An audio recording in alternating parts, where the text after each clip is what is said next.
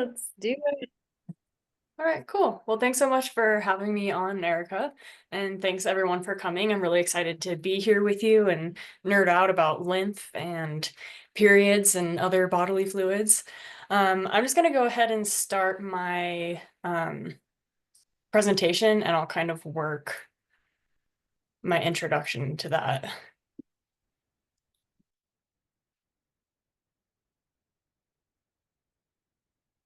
And why can I not find my share screen?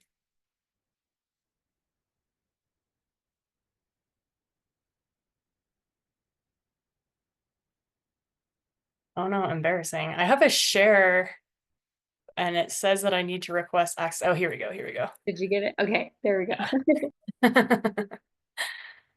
We're only 5 years into Zoom. Okay, here we go. All right, cool. So today we're going to be talking all about the lymphatic system. We're going to be talking about the menstrual cycle and how those two are connected.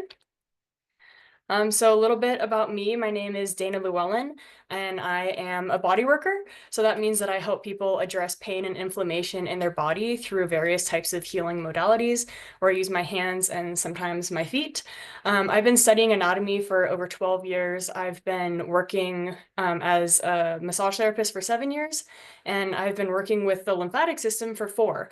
So I've always been really passionate about human anatomy. Before I was a massage therapist, I was a personal trainer and a fitness instructor. So my whole life, I've just been in this weird little world of studying all the bones and muscles and fascia.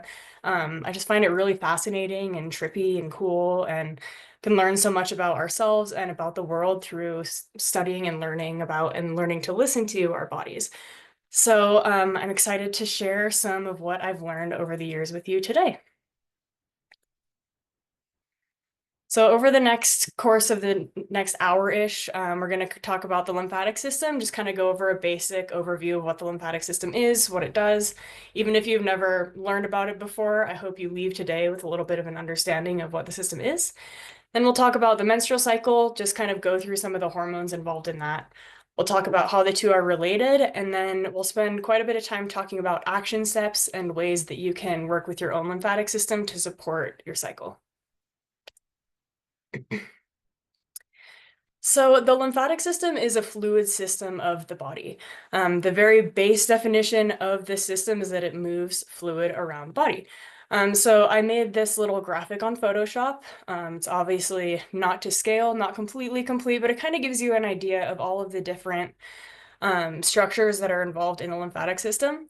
For today's discussion, the only things that we're going to really need to know are lymphatic vessels, which are represented by the green lines all around the body, and lymph nodes, which are represented by the green dots. So we have lymphatic vessels literally everywhere in the body. If you were to remove every single structure of anatomy except for the lymphatic system, you would still see a perfect outline of the human body because these vessels are everywhere. We have deep lymphatic vessels in our trunk, and these are like kind of bigger vessels. And as those vessels extend towards the periphery, those vessels get smaller and smaller and smaller, like branches of a tree. So if you can kind of visualize what the cardiovascular system looks like, if you've seen images of that before, the lymphatic system looks pretty similar, that sort of branching out. And then we have lymph nodes that are little tiny bean-shaped structures that exist in clusters throughout the body. So we have them at mostly all of our major joints. We also have a lot of lymph nodes in our abdomen. Every organ has its own little set of lymphatic vessels and lymph nodes that help to clear that area. So fluid gets absorbed into the lymphatic vessels, gets moved through the vessels until it hits a checkpoint of lymph nodes. In the lymph nodes, we have these little specialized white blood cells that are called lymphocytes. And once fluid enters the lymph nodes, those lymphocytes or specialized white blood cells go to work scanning the fluid and deciding what needs to stay and what needs to go. So these lymphocytes are looking for things like dead cells, cellular debris, metabolic waste, environmental toxins, anything that the body might find harmful or useless. So once a lymphocyte finds a molecule or a little bit of a piece of something, it'll break that down into different components and then send that fluid on its way with all of those little broken down components. eventually all lymphatic fluid gets put back into blood circulation, into our blood, where all those broken down components eventually get sent to either the liver, the kidneys, the colon for eventual excretion. So we hear about the lymphatic system talked about in detox talks a lot, but the lymphatic system doesn't necessarily detox the body. So the way that the body detoxes is through pooping, peeing, breathing, and to some extent sweating. The lymphatic system isn't making those things leave the body. It's basically packaging up all of the things and getting them out to where they need to go. So all of those components eventually will get sent out to other organs where they get processed and then excreted. It is important to note that the lymphatic system is literally everywhere, and it affects every single system of the body. It really manages our internal environment and makes sure that our internal environment is clean and free of any harmful debris. So these are just some images that can kind of get your mind going a little bit on what the lymphatic system looks like in our body. One important thing to note about the lymphatic system is that there's only one place where lymphatic fluid leaves the lymphatic system, and that's at the neck. So we have these two big veins, the jugular vein that runs vertically, and the subclavian vein that runs horizontally. And the lymphatic system attaches onto those veins, and that's where lymphatic fluid leaves the system. So if you've seen people doing lymphatic stuff online, everyone's massaging their neck. And that's why, is because this is where lymphatic fluid leaves. So this is the first step in any sort of lymphatic drainage stuff. We'll get into this a little bit later.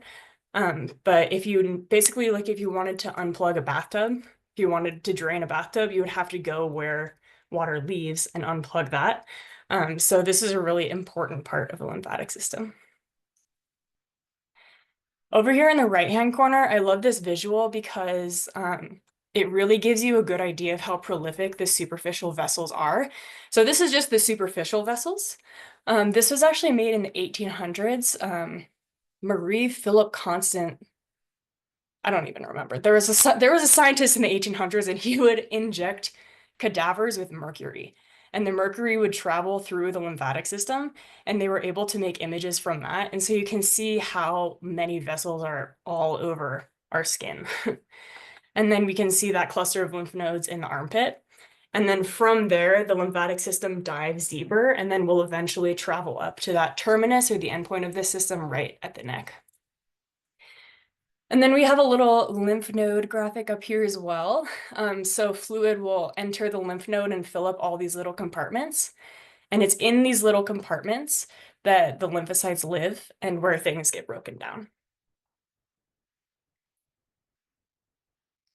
So like I said, the function of the lymphatic system is to move fluid. So the system has a really big role in balance in the body. It balances fluids and balances proteins. Like I said, all those broken down components that the lymphocytes break down get sent back into the blood, but not everything that the lymphatic system is sending back into the blood is waste. Some of it are proteins that can be reused and reclaimed by the body for other processes. So it really helps to balance fluid and protein in the body. If you've ever had like a swollen wrist or swollen ankle, if you've had an injury that's swollen and then the swelling goes down, you can thank your lymphatic system for absorbing all that fluid and redistributing it throughout the body. Because we have these specialized white blood cells that are living in our lymphatic system, the lymphatic system is also a huge part of our immune system. So it's part of our adaptive immune system, which means that these lymphocytes are making antibodies that fight antigens. So if a lymphocyte senses a particular threat or a particular harmful thing, the lymphocytes will kind of set off a wider immune response and create a specific response for that antigen. So if you've ever heard of T cells or B cells, in the immune system, those are made within the lymphatic system in the thymus and the bone marrow, T cell and B cell respectively.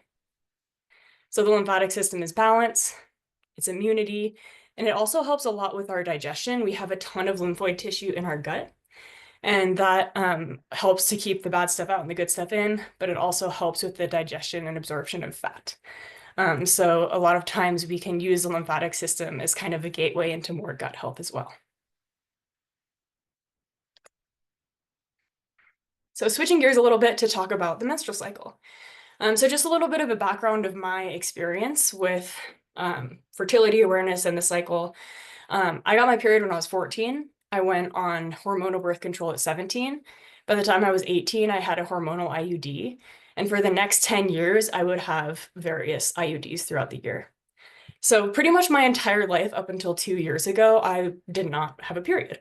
And I didn't, to be honest, I didn't even know that there were 4 phases of the cycle. I didn't know that ovulation was our superpower.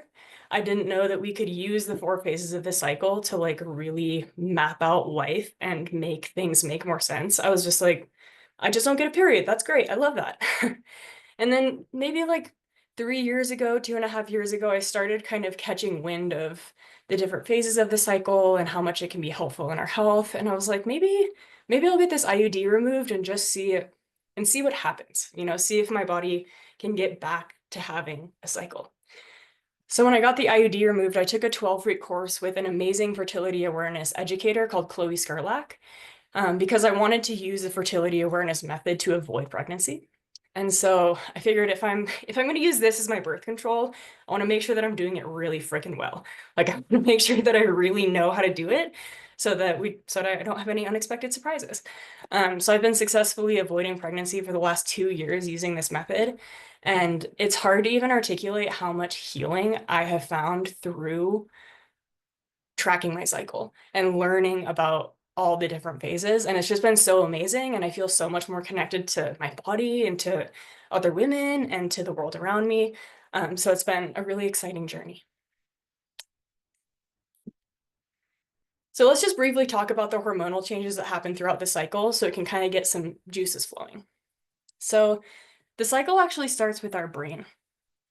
The pituitary gland releases follicle stimulating hormone. That follicle stimulating hormone travels via the blood down to the ovaries and it stimulates the follicles. Follicles live in our ovaries and they are what will eventually produce an egg. So the pituitary gland says, okay, I'm going to stimulate these follicles. The follicles get stimulated and start to kind of build a little egg, an ovum. As the follicle gets stimulated and starts to grow, it releases estrogen. And that estrogen then travels through the blood back to the brain.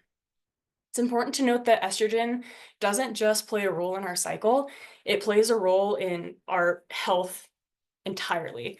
I wrote a list down because I can't even remember all the things that estrogen does, but here's all the things that estrogen helps with. Bone growth and bone density, blood vessel function, mood and cognition, muscle mass and strength, fat distribution, cholesterol levels, skin elasticity, immune function, and hair growth. So hearing all of those things, that's like basically every system of the body that estrogen is helping.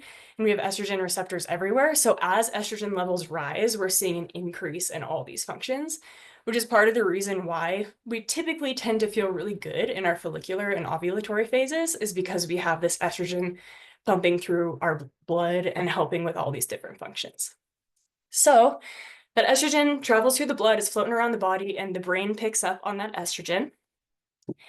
And it says, okay, we have the estrogen. I think it's time to send luteinizing hormone down to the ovaries so that the follicle can release the egg. The egg will travel through the fallopian tubes and either get fertilized and implanted or not. So we see the rise in estrogen. The body picks up on that. It sends luteinizing hormone, boop, and we ovulate. Then after we ovulate, luteinizing hormone falls down, estrogen levels drop, and we start to see a rise in progesterone. We see a rise in progesterone because once the follicle releases the egg, we have what's called the corpus luteum that starts to produce progesterone. Progesterone pro-gestation is meant to support a pregnancy. And so if the egg is fertilized and implanted, the corpus luteum will continue to produce progesterone to support that pregnancy until eventually the placenta is formed, and then the placenta takes over making the progesterone. If there's no implantation, then the body will drop in progesterone, drop in estrogen, we have a period, and the whole thing starts over again. So that's just kind of to get your juices flowing, thinking about how many hormones are traveling from your ovaries to your brain, all around your body, all through your blood. So we have these hormones that travel through the blood, but many hormones, once they're used, then get reabsorbed into the lymphatic system, and the lymphatic system breaks down those hormones. An important thing that I wanted to note here too is that your period is never late. Your period always comes right on time. If your cycle is longer than usual, or you notice a trend that your cycle is getting longer, that's a sign that something might be a little bit off in your body, right? So your period is never late, your period is right on time.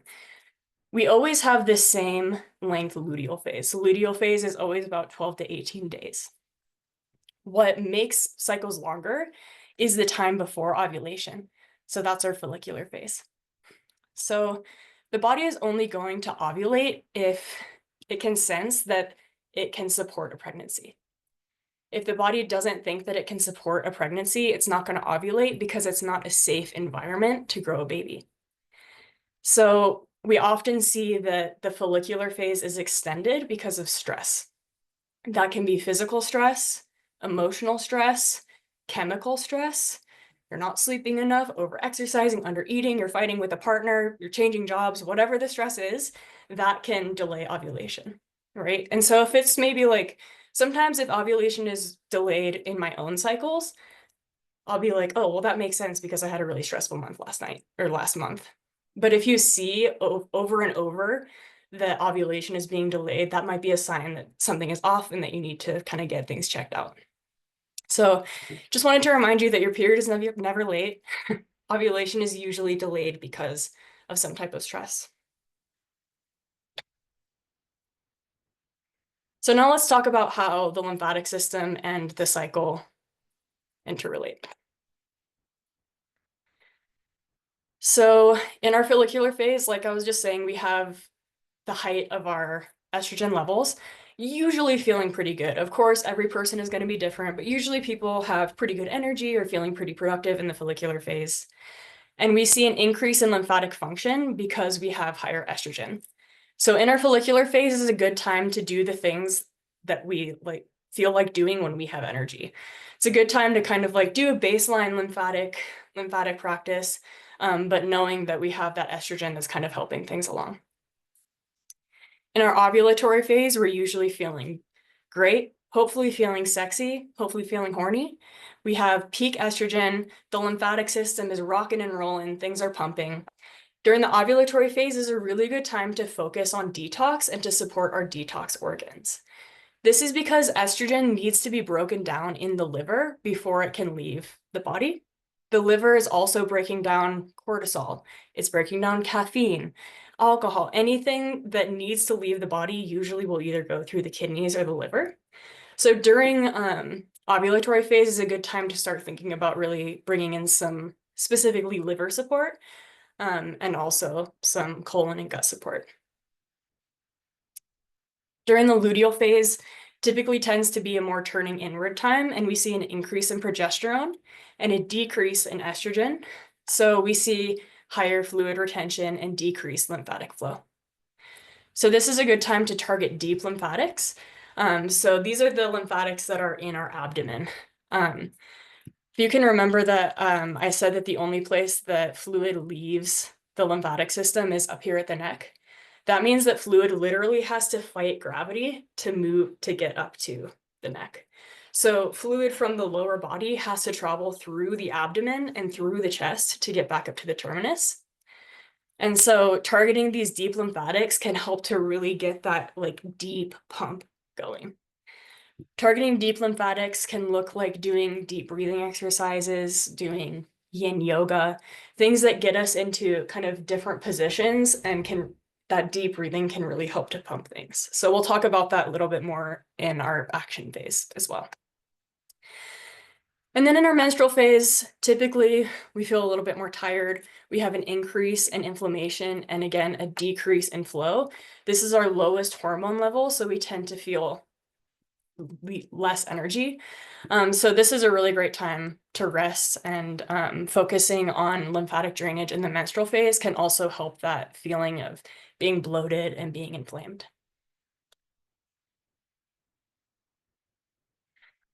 So the lymphatic system manages our internal environment. It makes sure that all of the fluid matrix around the cells is nice and clean.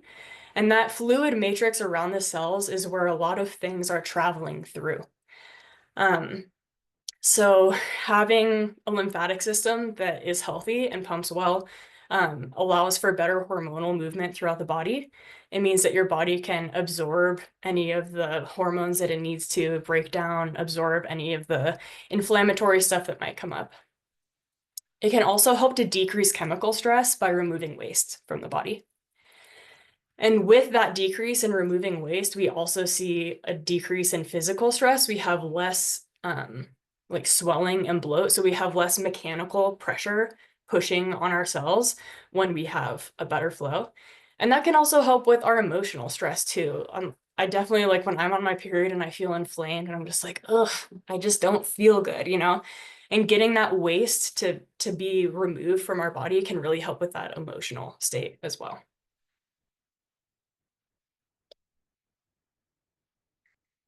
So we're at the action steps. Here's what to do about it. I do just want to say before I get into this section that I'm about to throw a lot of information at you, and it can definitely, it might be overwhelming, but I just encourage you to be open and receptive and know that you don't have to do all of this right away. You don't have to do all of this at any point. Maybe if you just take one little action step away, that's great. But I'm just going to give you ideas of ways to support the lymphatic system. Some of it might resonate with you, some of it might not. But really just know that you don't have to do it all at once. So something that I love about the lymphatic system is that it encourages us to keep things simple, to keep it simple smarty, right? We have all of these fancy lymphatic tools and things that you can buy and vibration plates and blah, blah, blah, blah, blah, which are great. But really, the lymphatic system asks us to bring it back to basics. Are you staying hydrated? Are you drinking water? Are you moving your body in different ways every single day? So the lymphatic system doesn't have one single pump. Like the heart pumps the blood, but the lymphatic system doesn't have one mechanism that moves fluid.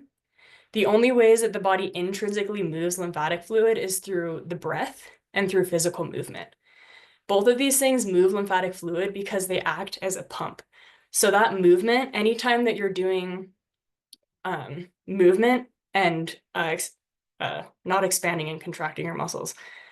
What is that called? When you're just moving. Extension.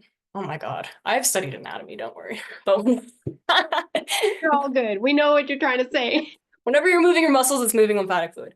And moving in different ways is also really important too. So if you're the type of person that jogs every day, like maybe integrate yoga into your routine. Or if you're the type of person who plays sports, maybe try dancing every once in a while or integrating yoga into your routine. But things that are moving your body in different positions is really important. We're very sagittal plane oriented in our culture. We do a lot of front and back things, but doing things where you're integrating rotation and lateral flexion and different things like this is really good because it helps us move our muscles differently. And the more different ways that we can move our body helps to pump fluid from all of our little nooks and crannies. Deep breathing is a huge, huge lymphatic mover, and it's super duper important. Um, so belly breaths, where the belly is rising on the inhale and falling on the exhale, that's changing our internal pressure. And that change in pressure is what's moving fluid. Sleep is also imperative for the lymphatic system. The lymphatic system of the brain, called the glymphatic system, literally washes the brain at night. So we have a ton of waste removal from the brain that happens when we sleep. So among many reasons, this is one of the reasons why we get brain fog when we aren't sleeping well, is because our brain literally has waste, metabolic waste, environmental toxins, what have you, floating around in it. So getting good sleep and having good sleep hygiene is really important for the lymphatic system. Eating whole foods, eating fruits and vegetables is super important, not only for the micronutrients, but also for the fiber of it all, right? Keeping things moving in our colon and making sure that we can take good poops. Foods that are really supportive for the lymphatic system are dark leafy greens, berries, things that are dark in color, and whole grains as well. Alternating hot and cold is also really supportive for the lymphatic system. So this can look like sauna in a cold plunge. It can look like changing the shower to cold for like 30 seconds when you're in it. But the alternating hot and cold works as a pump as well, because when our vessels are warm, they expand, and when they're cold, they contract. So when you're alternating hot and cold, you're creating that pump. So with my clients, I'm always checking in to make sure that they're just at least thinking about the basics. I think we get caught up in all of the business up here sometimes that we forget to freaking drink water and eat a vegetable. You know what I mean? So I love the lymphatic system because it really kind of calls us back to the basics. Dr. Perry's Big Six. So Dr. Perry, he's stopped chasing pain on Instagram. He was kind of one of the lymphatic pioneers. He was talking about the lymphatic system online, like before this big kind of lymph wave that's been happening. And he coined this term, the Big Six, which is activating the 6 major areas of lymph nodes. So those are going to be above the collarbones, behind the ears, armpits, abdomen, groin, and behind the knee. So we can do this little exercise now. It doesn't take long at all, which is great because that means that you can do it every day and it barely takes any time. So go ahead and take your 2 hands up to your collarbones and just find that little soft spot above your collarbone. And hands can be crossed or not crossed, and just start to move your hands in a circle. So you're just using the weight of your hand. You're not digging or pushing hard. You're kind of just thinking about moving the skin. So this is the terminus or the endpoint of the lymphatic system, where all of the lymphatic fluid leaves the lymphatic system and goes back into the cardiovascular system. So even if you don't have time to do the whole Big Six, even just doing this little gentle massage above your collarbones can be really helpful in clearing the lymphatic system. So after you do maybe 10, 15 little circles there, then just bring your fingertips to behind the ears and start to massage in circles. Again, not going digging, just using the weight of your hand and just focusing on moving the skin. About 10 or 15 reps here. This is so relaxing. It is, yeah. Yeah, it's as much a nervous system thing as it is a lymph thing. Then after about 10 to 15 there, we'll move on to the armpits. So you can just bring a hand out to your side or above your head, hand square in the armpit, and just doing some circles. So you can do circles with a flat hand. You can also like tap, and that's another way that you can do it. I prefer the massagey way because I'm a massage therapist. And having your arm above your head while you do this is a nice way to use gravity in addition to your hands. And then switching to the other side, just doing 10 or 15. You might notice a difference between sides, which is normal. We all have differences between our sides. And there's our armpits. Now moving on to the abdomen. So you can do just like full flat hand on the abdomen, rubbing in a circle. But if you want to be a little bit more point specific, you can find the midpoint between the bottom of your sternum and your belly button. And you can press in and pull up, press in and pull up. If that's not resonating, you can also just do a flat hand rubbing here. This isn't all precise. It's really, you can use it kind of as an intuitive practice and try different things. Any sort of movement is going to stimulate this area. So there's not an exact right way to do it. It's more just focusing on that area. So this area is feeling really tender on me today, which can be pretty typical. This area tends to get backed up because this is kind of a bottleneck area where fluid from the lower extremity is coming conjoining here and then moving up the chest. So this area can tend to get backed up, especially if we're not doing deep breathing. So there's the abdomen. Then we have the groin. So for the groin, I do 2 hands in the hip crease and then just use a flat hand and massage in circles. I use just a little bit more pressure here because these lymph nodes are a little bit more embedded in tissue. But again, you don't need to go digging or press really hard. This is another area where you can tap in any of the places, but this can be a nice place to tap too. It's a little less awkward than like tapping your armpit. And then the last place is behind the knee. So I'm just gonna bring my knee up here so you can see it. But I like to make a sort of like a cradle with my hand and push up into the knee pit and then pull up towards the hips. So it looks like this. You can also do both knees at the same time and just have a hand on either side.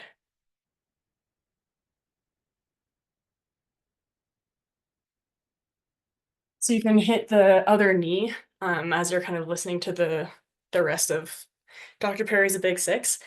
But this is a great way to stimulate lymph throughout the entire body. I also love this because it's simple and it encourages us to use our hands on our bodies. I'm a huge advocate of touching yourself all over your body. And I love self-massage because you get feedback from two places. You get the feedback in your hands and you get the feedback in your body. So you can really get a lot of information about where things are feeling tense, where things are feeling good by utilizing self-massage. And the Big Six is a really simple and easy way to integrate some lymphatic work into your day-to-day. I like to do it when I'm putting on lotion after the shower or when I'm like before I work out. So it's an easy kind of quick thing that you can integrate into something that you're already doing, and it just takes a couple minutes. Inversions are also amazing for the lymphatic system because all of the fluid needs to fight gravity to get up to the terminus. We can use inversions to passively use gravity to move fluid. So these are some examples of inversions. In yogic traditions, they recommend not doing inversions while you're on your period. There have been scientific studies that say that that's not true and that you can do inversions while on your period. I'm inclined to listen to the ancients. I don't know. I'm like, if they were saying that thousands of years ago, then I just like feel like I want to believe them. But in my yoga teacher training, my yoga teacher was so adamant about us not doing inversions on your period that I just have that baked in. But regardless, you can make your own decision on that. But any form of inversion is really helpful where you're getting your heart above your head. I love to do the bridge inversion and just put a yoga block under my sacrum, underneath my hips. And that's a really great passive way to do an inversion. Not pictured here is also legs up the wall, where you have your booty pressed up against the wall and your legs vertically. And that's a really nice passive restorative pose. Um, I like to use that if I really want to do an inversion when I'm on my period. I'll typically do that one because I'm not lifting my hips. And detox support is another huge piece of thinking about our hormonal cycles and our lymphatic. Even though the lymphatic system isn't necessarily detoxing, it's sending all of these components to detox organs. So these are just some suggestions of ways that you can support detox organs. Again, you don't have to go and do every single one of these. Maybe just write down a few that sound interesting to you. So the liver. The liver, really good to support in your ovulatory phase and luteal phase when your body is kind of detoxing that estrogen. Castor oil packs are amazing for the liver. So that's using castor oil on a piece of flannel, putting that over the liver. I like to put a heating pad over that, which increases the absorption. But the idea with castor oil packs is that it increases smooth muscle movement, and so it can help to stimulate the liver. Castor oil packs can be useful all over the body, but specifically for the liver, I really like to use them, especially during ovulatory and luteal phase. Dandelion, milk thistle, and turmeric are really great herbs that can support the liver. I like to make dandelion tea, milk thistle tea. I don't really like turmeric tea, but I put turmeric in my food. But these are just different herbal ways that you can support the liver. And then, of course, lifestyle, alcohol, drugs, yada, yada. All that stuff can back up the liver. So just being conscientious about lifestyle and consumption of things. Supporting the colon. I'm gonna move that. Eating fiber. That's kind of that's gonna be your baseline for a good colon movement. Fiber helps to clear out the colon and is really helpful. Abdominal massage. I know that Erica is a really big proponent of abdominal massage as well. Even if you don't know exactly what to do, just get curious and just use your hands on your body and just notice where you might feel places of tension, places of ease. If you do feel a place of tension, maybe lingering around that area, and just being curious about what might come up and what might be released. Aloe juice is an amazing, like, gentle laxative. It's the inner fillet of aloe. But if there are times when I'm feeling kind of backed up and I like need a little bit of help, but I don't want like a lot of help, I'll drink some aloe juice and I'll just take like just a couple sips, and it usually can kind of help get things going a little bit. So that's a really great tool. Slippery elm is a really great supportive herb for that. They have it at natural grocers, just in the bulk herb section, and I just mix it in with water. But if I have an upset tummy or if I'm traveling and I'm like eating kind of weird foods, I like to bring slippery elm with me, and that can be helpful. And L-glutamine is another, I don't think it's an herb. It's definitely not an herb, but it's a powder that can help with leaky gut. So it can help to kind of repair the lining of the colon a little bit. So L-glutamine is another kind of gentle way that you can support the colon as well. Definitely look some of these things up. I'm not an herbalist, and so I can't tell you exactly when to use and when to not use these. I know that they can be supportive, but if you have a specific health issue that you're dealing with, definitely look up some of these things before using them, just to make sure there's not any contradictions. And then for kidney support, of course, staying hydrated, integrating electrolytes as a supplement or like a tablet or powder, a drink, coconut water. But that can be really helpful for absorbing fluid and not just having it run through you. Watching your sodium intake and watching protein intake. I know that protein is all the rage these days, and just eating the maximum amount of protein that you can.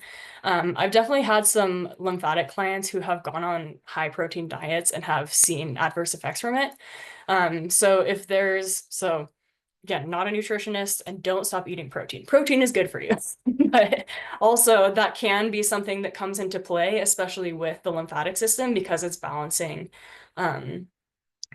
fluids and proteins. Just keeping in mind that might be something to keep tabs on if you're having a particular issue related to that. Nettle and cranberry are two herbal supports that are great for the kidneys. And then, of course, thinking about the products that we're using in our home and on our bodies, anything that we put on our skin gets absorbed into our bodies, and the products that we're using around our home end up on our hands, on our feet, and our noses. This is the never list from the Beauty Counter. So it's a list of things to avoid in your personal care products. I use an app called Yuka, Y-U-K-A.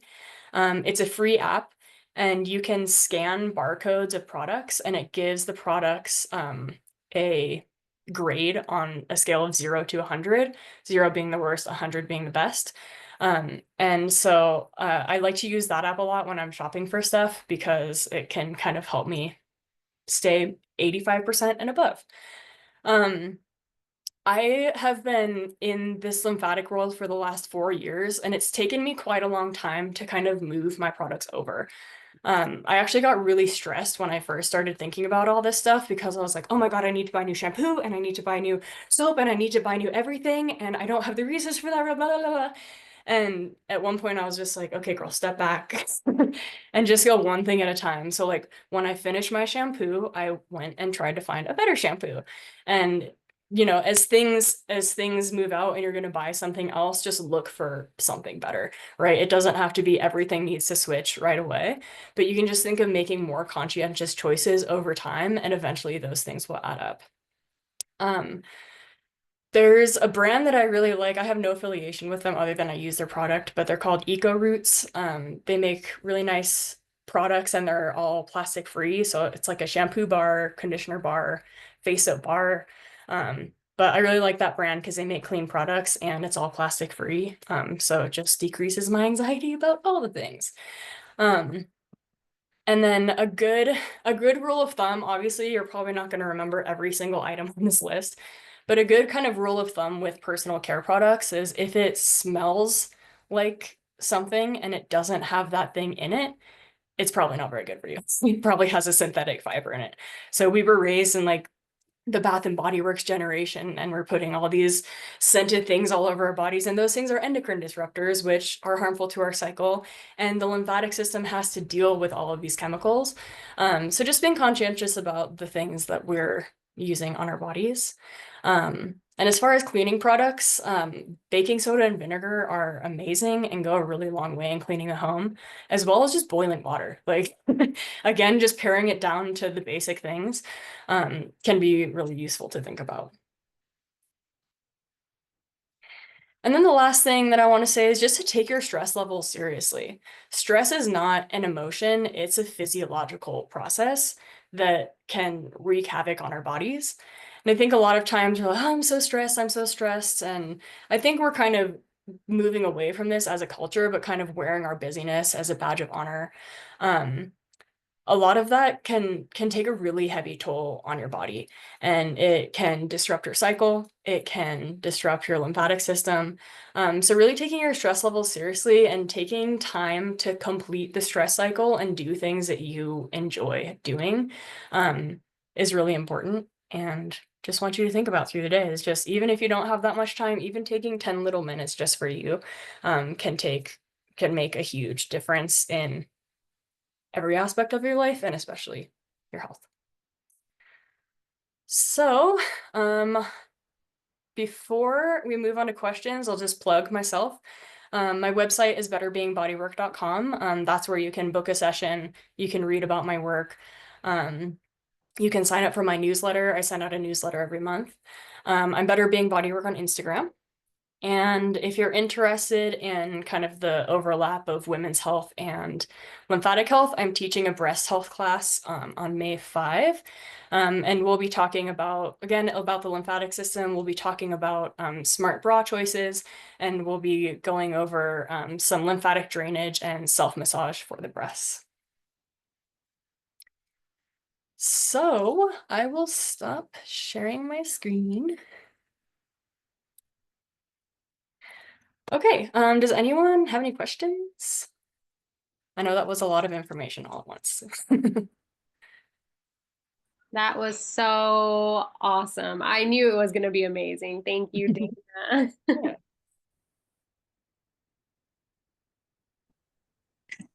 I don't have question. I just want to, like, I kept nagging. Yes, yes, yes. Like, I agree with everything. And it was just wonderful. And it's so nice to be reminded of all the little steps, not to be, all done at once. It just takes one step at a time, and it's beautiful to listening to you and all the information, and it's educational and also simple to apply. So it's been wonderful. Thank you. Good, thank you, Lenka.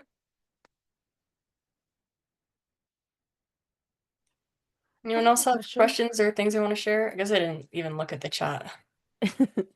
I was wondering about the gua shas, because Oh sometimes yeah. they like sell them, right? And there's like a big one with varies in sizes, but it's like for your lymphs. And I'm like, I don't know that I trust you. You're just trying to sell something to me, TJ Maxx. Yeah, there's definitely a lot of that in just the wellness industry in general, and definitely in the world of lymphatics. Gua sha is a tool that I use, and it can move the lymph. There's a lot of different uses for the gua sha. So if you're using the gua sha with deep pressure and kind of pressing into the muscle, it can be great for relieving muscle tension and fascial tension. But if you want to use the gua sha for the lymph system, it's going to be targeting the superficial lymphatic system. So that image of the mercury cadaver image where you could see all the little vessels, it's those vessels that the gua sha is going to be moving. So if you use the gua sha lightly, it can be really great for removing lymphatic fluid. Let me pull up something real quick. Move back through these. So the lymphatic system is broken down kind of into different component or different sections. Sorry, hold on just a second. Let me find this picture.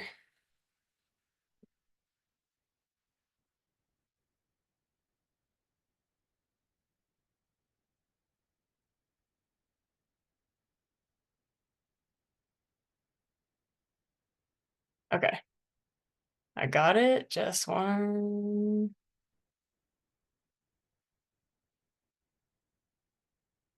Okay, so the lymphatic system is broken down into different sections, and those sections drain different areas of the body.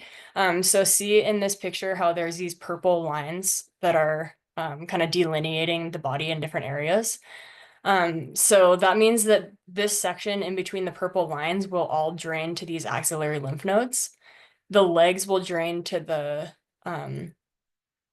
groin lymph nodes, and then the face drains down to the neck. And then we also have this line right down our center, which means that all fluid to the left of that line will drain to lymph nodes on the left, and to the right of that line will drain to lymph nodes on the right.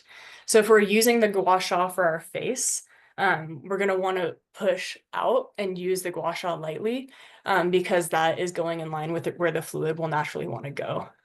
So the gua sha is a really effective tool for moving lymphatic fluid.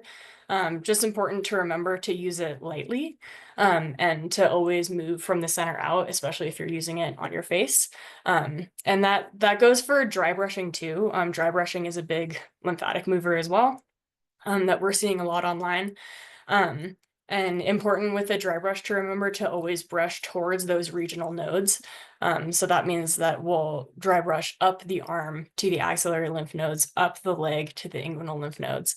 So we have everything broken down, which kind of makes sense if you think about it, because the lymphatic system is moving waste throughout the body. It kind of makes sense that we would have it be a little bit more compartmentalized, so that then if there's an issue in one part of the body, it's not spreading everywhere. It's kind of staying a little bit more localized to that area. So yeah, that was probably more information than you needed, but. I was going to ask about dry brushing, so now I don't even have to. Oh yeah, there you go. Yeah, I love dry brushing, and I like it because it exfoliates the skin too. But yeah, it's definitely hard to know online sometimes, because it is just a lot of people selling stuff to you, and it's kind of hard to know who has any training in what. But yeah, dry brush and gua sha are both two tools that I use. I sell them in my office. I'm one of those people. But yeah. Any other questions?